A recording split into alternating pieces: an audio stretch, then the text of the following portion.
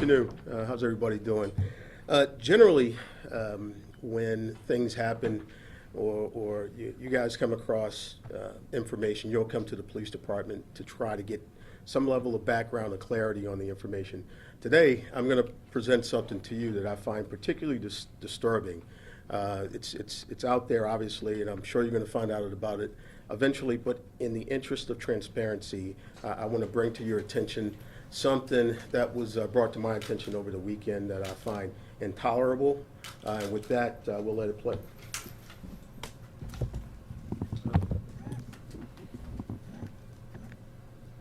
And just a quick background, you're going to see a video of a dash cam, basically, and it'll be narrated.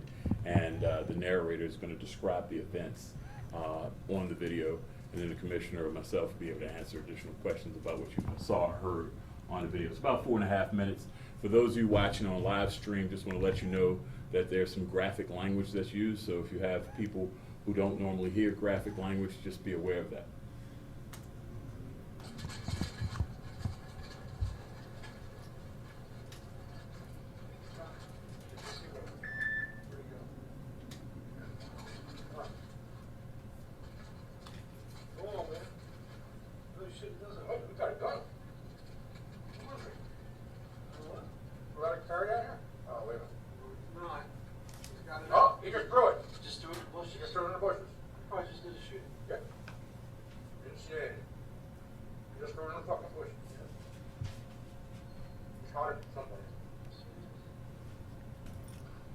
This area?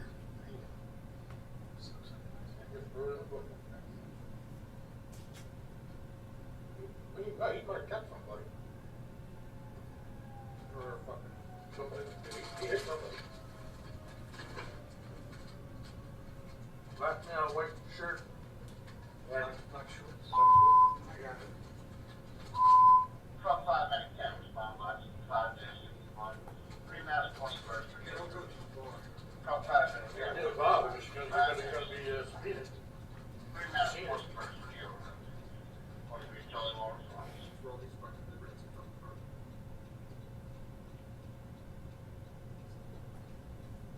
That row of strip clubs right the next block up from Central District Police Station. Why would you be all in?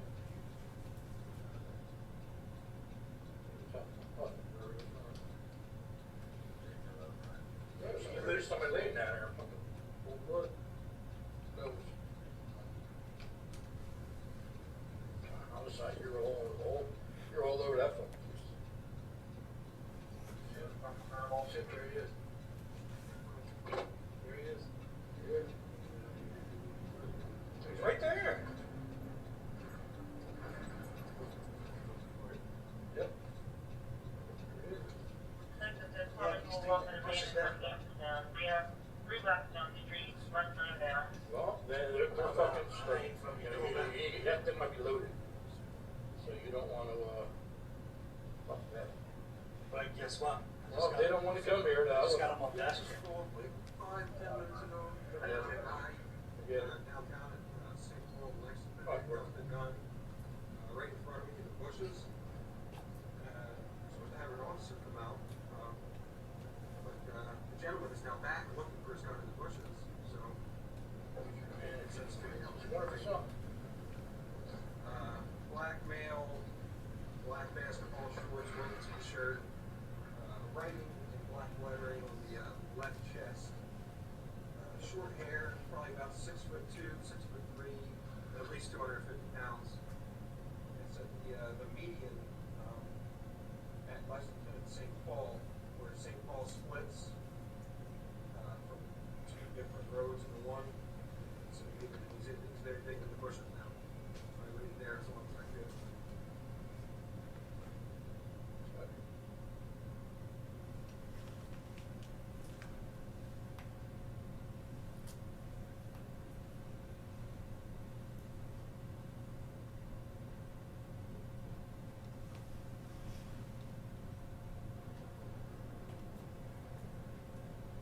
I'm sorry? Okay, thanks. I'm still kind of in the area. I don't want to get too close, so I watched him run out of an alley with a tucked in his waistband. plain view, and then dumped it right in the bushes. Ran away and never came back. All right, thanks.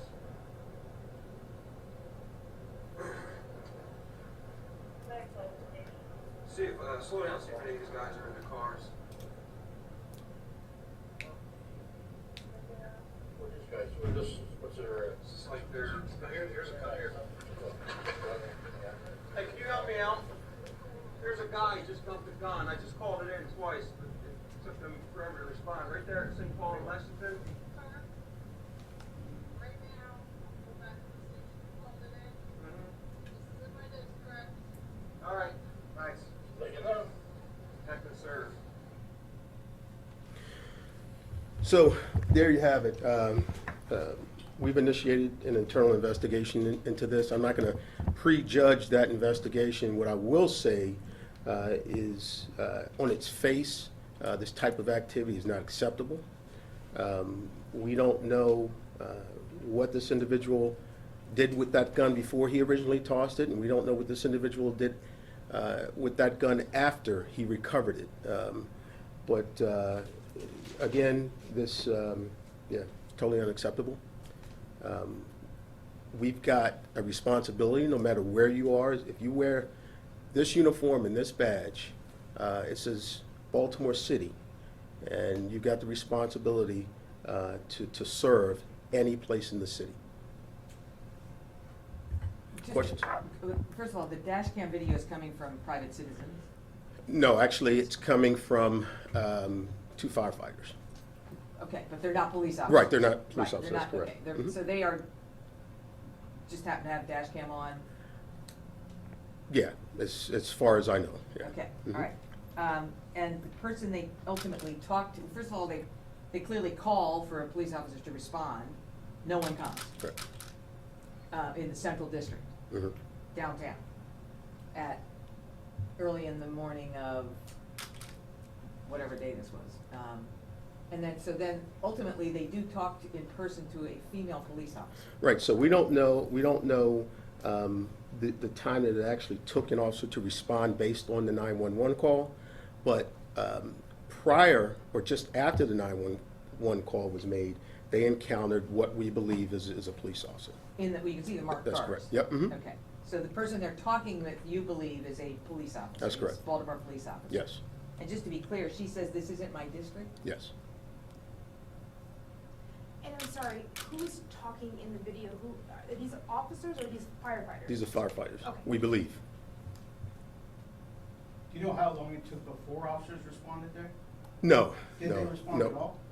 We have an investigation going into that right now, so we hope to have those details soon. Can you pinpoint sort of from the beginning when they initially saw the guy, what was one of the first mistakes? I guess like if you were to watch this in the academy, what was the first mistake that they made? The first mistake that the 2 firefighters made? Whoever's watching this video made, they just drove away? I'm sorry, I No, couldn't no, hear. there weren't police. Right. on this. The video wasn't police officers. I apologize, you just, Yep. okay, got it. Mhm. So was that suspect ever apprehended, or the gun? No. No. And one thing that we have to make clear, fortunately, there weren't any incidents that we are aware of that occurred prior to this incident occurring. No homicides, non-fatal shootings, or robberies, or violent crimes using a weapon Or that we were immediately aware after. of Or immediately before or after. after, immediately after in the general area. Doesn't mean it didn't happen at some point or another elsewhere, but it didn't happen in that general area. Have you had any progress in identifying that police officer? No, not as of yet, but that investigation's ongoing. Did that appear to be near Mercy Hospital? It was St. Paul and Lexington, so that's in that general area. Okay, right. Because my other question is, why would there be an officer be there that's not her district? Well, I think that's the commissioner's point, doesn't matter. Right, it doesn't matter, it really Was that the doesn't. District Court Commissioner's office across from the Sun that they went up to? It could have been, that could have been where that person was. So that was the only attempt was there an earlier attempt by phone to call 911? And so the call was relayed, and then they encountered an officer on the street who then said, okay. That's correct. These guys kind of put their lives a little bit, could have been at risk by tracing him, make sure he was and trying to inform a police officer of exactly where that was, right? Mhm. Yeah, look, as citizens, they did exactly what we asked them to do. Um, at the end of the day, when we receive information like that, we have an obligation, a duty to respond to it. And when I look at the incident a few weeks ago, we had a young officer running toward the line of fire to apprehend a shooting suspect. This to me is embarrassing. Just to be clear, did officers eventually respond to that? Were there officers who arrived at that scene? And It was dispatched via 911. So yeah, there was a response. So it was dispatched at the time it came in? It was properly dispatched, in other words? Yes. Okay. Yep. So the issue we're looking at is the officer that he comes across on Calvert Street there. That's what's particularly disturbing for me. And But she says, isn't "Not it my also part district." that no one seemed to respond to, I mean, a Well, person with an armed person with a just- gun? Just, I think if you look at this whole incident is 4 minutes and 43 seconds. So just understanding the context of identifying what he saw, oh crap, this is what I saw, then making the 911 call, you're talking about less than 2 minutes. So within that 2-minute time frame, officers hadn't had the time from the point of the 911 call, getting the information, dispatching it, getting it to an officer, to get an officer right there to the scene. It seems much longer and cleaner than it actually is. It's a long process, longer process to get that officer there. So it didn't happen within that 2 minutes. Typically, what's the response time for something like this if it was called in by someone? You know, is it 2 minutes? Is it 5 minutes? That's really hard to judge. It all depends on where officers are, how far away they are, what they're currently on. I mean, that's a priority call. Obviously, an armed person is a priority call. We expect an immediate response for that. I'm sorry if you didn't say already, how did this come to light? Did the firefighters bring it to your attention, or? We don't know. It came to my attention on Saturday, I think. Our internal affairs received the information, was passed on to the commissioner. And again, it's not something that had been out in the public domain. The commissioner wanted to address it here. What was the date of the incident?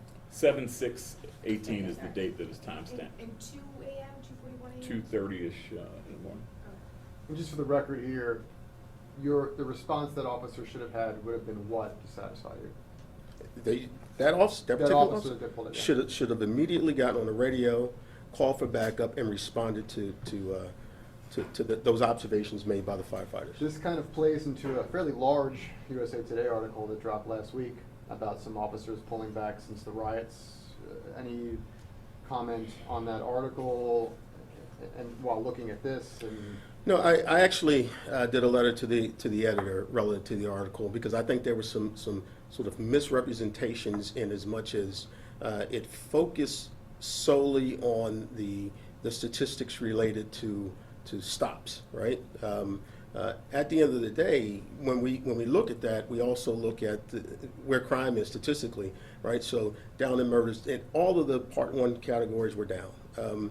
So I would beg to differ with USA Today on that, to say that is the sort of net effect of officers not wanting to do their job. I think officers generally do want to do their job, and I see every single day officers out there being very diligent, going the extra mile. However, this was particularly disturbing to me. this would qualify as one of those on-scene Yes. calls. Mhm. And to be fair, there were two recently where officers were walking foot, heard gunshots, and ran toward those gunshots. It's a homicide a couple weeks Yep. ago, and then the video that we had a couple weeks before that. That's correct. Right. Putting this aside as well, during the primary campaign running, Antonio Hayes in, I think, the 41st district around there, Sandtown area, Gilmore Homes specifically, was walking around and talking with residents, and some of the residents were telling me, and I've had confirming people telling me from the Residential Advisory Board that people will call the police knowing that there is a drug dealer who hides their drugs in their backyard. They'll say, there's some guy hiding his drugs in my backyard. They'll call in, they'll try to report things. And they've had officers tell them, well, if it's, if it's not burning, or if it's not, or, if you can't identify the person, if you can't tell us his name, we can't come and help you.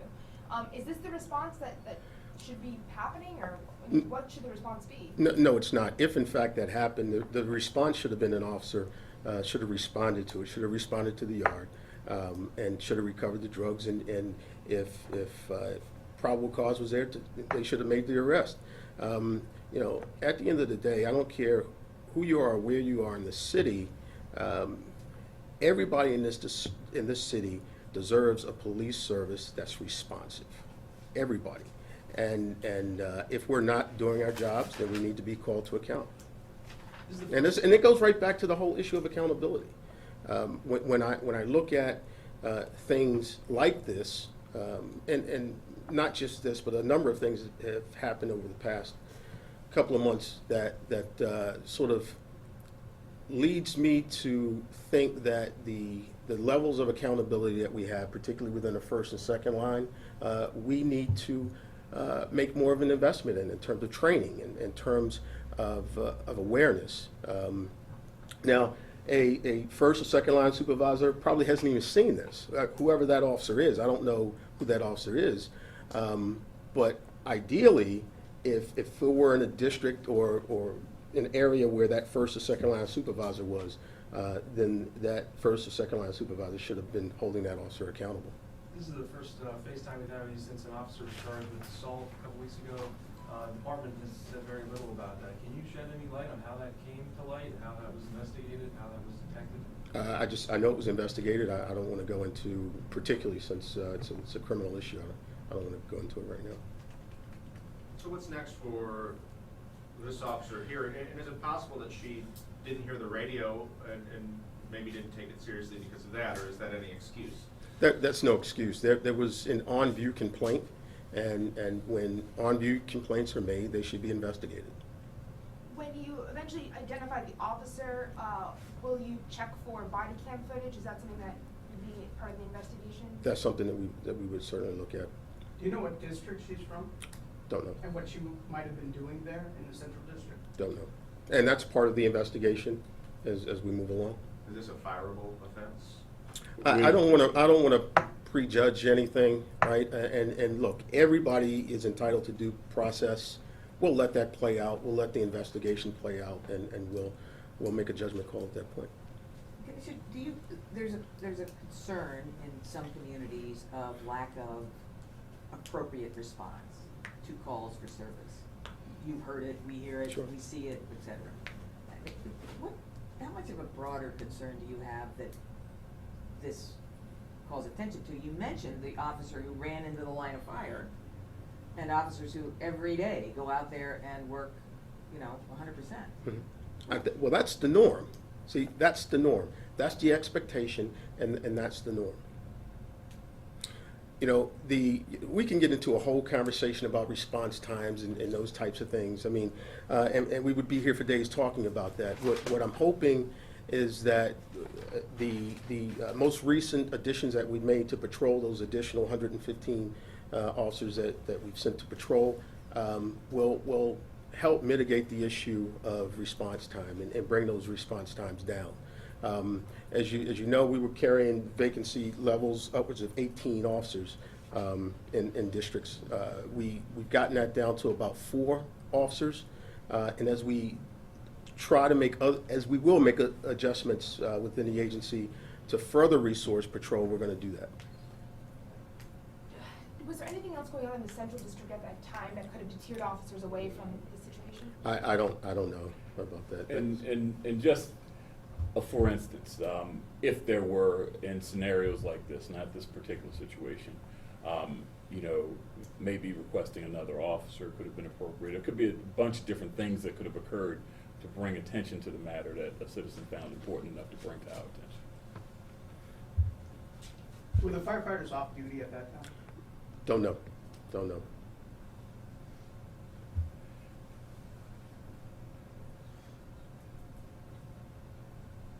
Okay. All right, not good. Okay. All right. Anything else, Ben?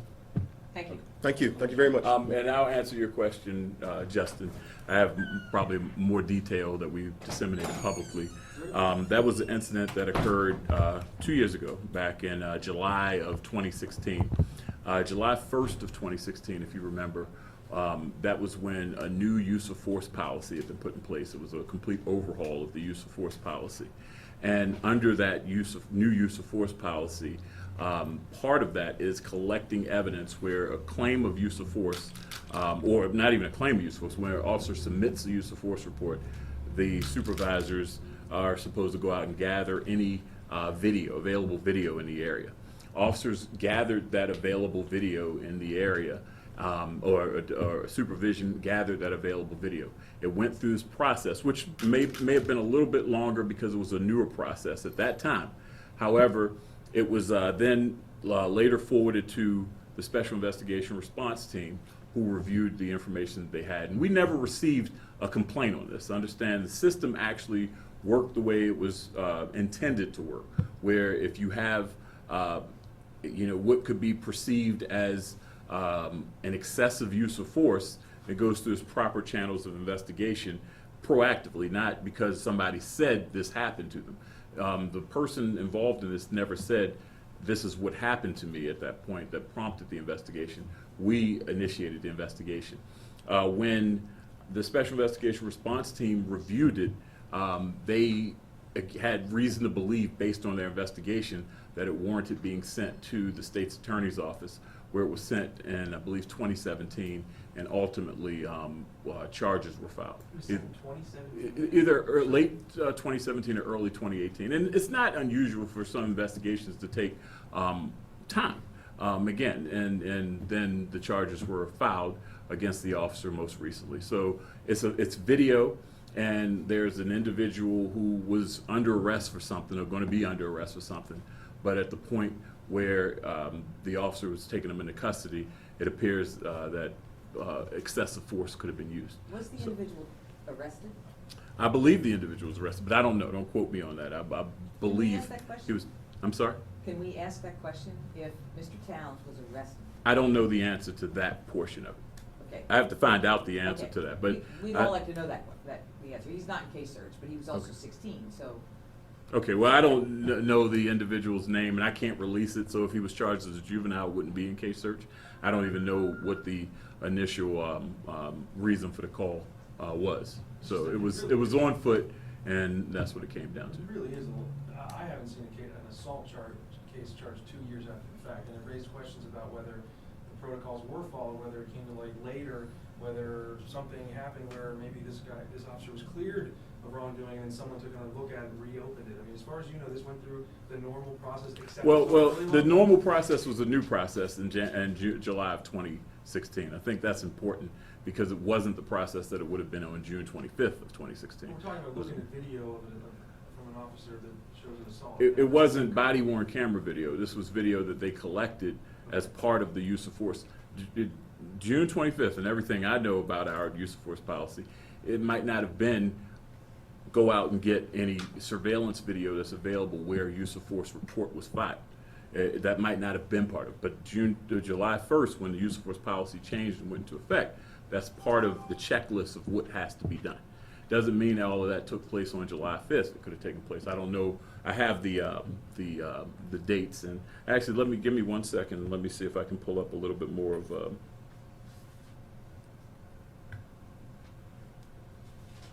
timeline.